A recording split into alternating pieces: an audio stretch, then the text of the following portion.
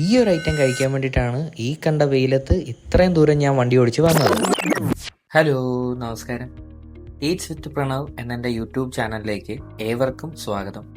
കോഴിക്കോട് കേരളത്തിൻ്റെ ഫുഡ് ക്യാപിറ്റലായിട്ട് അറിയപ്പെടുന്ന ജില്ലയാണ് കോഴിക്കോട്.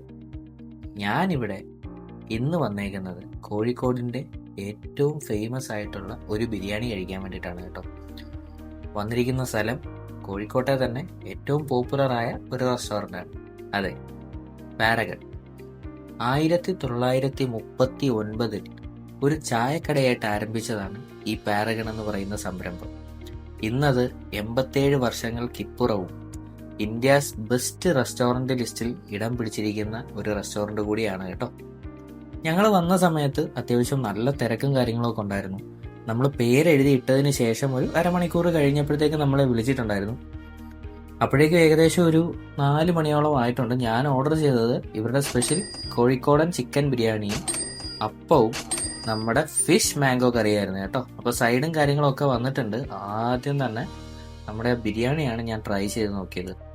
ശരിക്കും പറഞ്ഞാൽ ഇവർ ഈ സെർവ് ചെയ്യുന്ന ഒരു ക്വാണ്ടിറ്റിയും ക്വാളിറ്റിയും ഇത് രണ്ടും എടുത്ത് പറയേണ്ടതാണ്. കാരണം ഞാനൊരു 3 വർഷം ആണെന്ന് തോന്നുന്നു, 3 വർഷം മുന്നേ ഇവിടെ വന്ന് ബിരിയാണി ട്രൈ ചെയ്തപ്പോൾ എങ്ങനെയായിരുന്നു അതിൻ്റെ ടേസ്റ്റ് ഉണ്ടായിരുന്നത്, അതേ ടേസ്റ്റ് തന്നെയാണ് ഇന്ന് വന്ന് കഴിച്ചപ്പോഴും എനിക്ക് ഫീൽ ചെയ്തത്.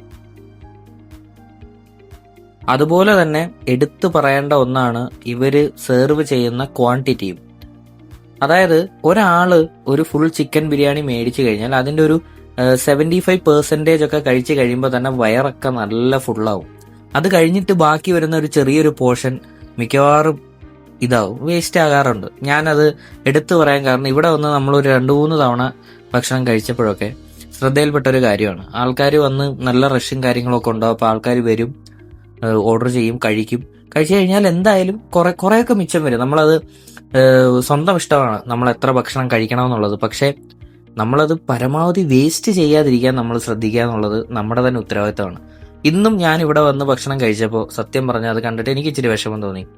കാരണം എന്താണെന്ന് വെച്ച് കഴിഞ്ഞാൽ 4-5 പേരുണ്ട്. അവർ ഒരുമിച്ച് വരുന്നു, ഭക്ഷണം ഓർഡർ ചെയ്ത് അവർ കഴിച്ചു കഴിഞ്ഞപ്പോൾ എല്ലാവരുടെയും പ്ലേറ്റിൽ ഒരു പർട്ടിക്കുലർ പോർഷൻ കുറച്ചധികം ഭക്ഷണം വേസ്റ്റ് ആയിട്ടുണ്ട്.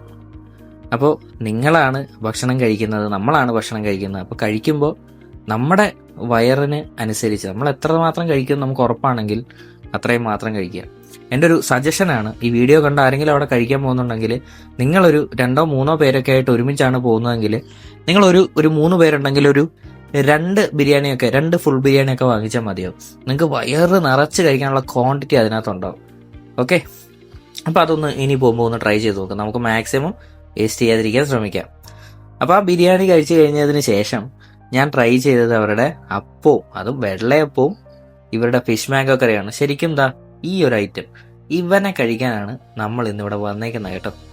എനിക്കിത് ഭയങ്കര ഇഷ്ടമാണ്. അതായത് നിങ്ങൾ വൺസ് ഇത് കഴിച്ചു കഴിഞ്ഞാൽ ചിലപ്പോൾ നിങ്ങൾ അഡിക്റ്റ് ആയി പോകും. അതുപോലൊരു ടേസ്റ്റാണ് ഈ ഒരു ഫിഷ് മാംഗോ കറിക്ക് ഉള്ളത്. എന്ത് മാജിക്കൽ ഇൻഗ്രീഡിയൻ്റ് ആണ് അതിനകത്തുള്ളതെന്ന് എനിക്ക് അറിയത്തില്ല കേട്ടോ.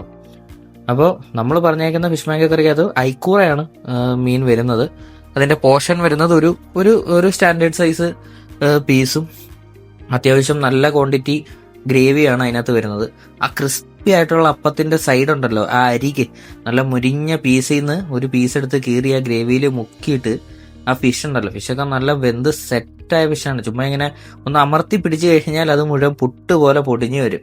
അതൊക്കെ കൂടെ ചേർത്ത് വെച്ചൊന്ന് കഴിച്ചു നോക്കി. അൾട്ടിമേറ്റ്ലി നല്ല കിടിലൻ ഫുഡായിരുന്നു കേട്ടോ. എനിക്ക് നന്നായിട്ട് ഇഷ്ടപ്പെട്ടു.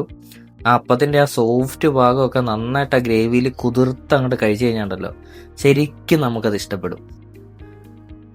കുറച്ചു നേരം വെയിറ്റ് ചെയ്ത് സമയം പോയത് ഒഴിച്ചു കഴിഞ്ഞാൽ കോഴിക്കോട് ജില്ലയിൽ നിങ്ങൾ വന്നിട്ട് നിങ്ങൾക്കൊരു ബിരിയാണി കഴിക്കാൻ എവിടെയെങ്കിലും പോകാനുള്ള മൈൻഡിലാണ് നിങ്ങൾ നിൽക്കുന്നതെന്നുണ്ടെങ്കിൽ, നിങ്ങൾ പാരഗണാണ് ചൂസ് ചെയ്യുന്നതെങ്കിൽ നിങ്ങൾ അവിടെ മിസ് ചെയ്തു കൂടാത്ത ഒരു ഐറ്റമാണ് അവരുടെ ഫിഷ് മാംഗോ കറിയും അതുപോലെ വെള്ളയപ്പവും.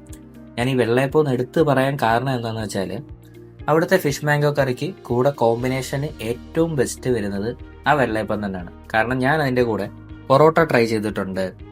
ഇപ്പോൾ നമ്മൾ കഴിച്ച ബിരിയാണി ഇല്ലേ, അതിൻ്റെ ബിരിയാണി റൈസ് ട്രൈ ചെയ്തിട്ടുണ്ട്, ഗീ റൈസും ട്രൈ ചെയ്തിട്ടുണ്ട്. പക്ഷെ എനിക്ക് ഏറ്റവും കൂടുതൽ ഇഷ്ടപ്പെട്ടത് ഈ വെള്ളയപ്പവും അതുപോലെ ഫിഷ് മാംഗോ കറിയുടെയും കോമ്പിനേഷനാണ് കേട്ടോ. അപ്പൊ ആ ഫിഷ് മാംഗോ കറി നമ്മുടെ ആ വെള്ളയപ്പത്തിനകത്തോട്ട് നന്നായിട്ട് ഒഴിച്ച് മിക്സ് ചെയ്തിട്ട് ആ മീനിൽ നിന്നൊരു പീസ് എടുത്ത് അതിലേക്ക് വെച്ചിട്ടുണ്ടല്ലോ. നമ്മൾ കുറച്ചു മുമ്പ് ഒരു കഷ്ണം പപ്പടം ബാക്കി വെച്ചായിരുന്നു. ആ പപ്പടം കൂടെ ചേർത്ത് പൊടിച്ചങ്ങോട്ട് കഴിച്ചു നോക്കി. സംഭവം കിടിലൻ എന്ന് പറഞ്ഞാൽ കഴിഞ്ഞ തവണ ഞാൻ വന്നിട്ട് 6 അപ്പം കണ്ട് കഴിച്ചു.